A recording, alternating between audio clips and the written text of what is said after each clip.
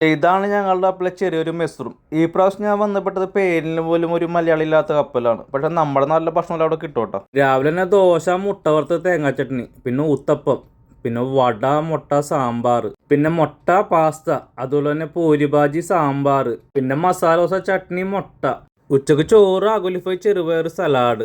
ചോറ്, സലാഡ്, പരിപ്പ്, salmon fry, beef roast, മുട്ട വറുത്ത്, പരിപ്പ്, ബോൺലെസ് ചിക്കൻ ഫ്രൈ, പരിപ്പ്, സലാഡ്, നെയ്മീൻ ഫ്രൈ, പരിപ്പ്, സലാഡ്, കറി, സലാഡ്, പിന്നെ ചിക്കൻ മഞ്ചൂരിയൻ, ഫ്രൈഡ് റൈസ്, പിന്നെ അയില ഫ്രൈ, ആഗോലി ഫ്രൈ, കൂന്തൽ റോസ്റ്റ്, ചിക്കൻ ലെഗ് പീസ്, ചെമ്മീൻ ഫ്രൈ, മുട്ടക്കറി, ഞായറാഴ്ചകളിൽ സോസേജ്, മുട്ട വറുത്തത്, പോർക്ക്. അതുപോലെ തന്നെ ഉച്ചയ്ക്ക് ഏതെങ്കിലും ഒരു ബിരിയാണി, ചിക്കനാ മട്ടനാ.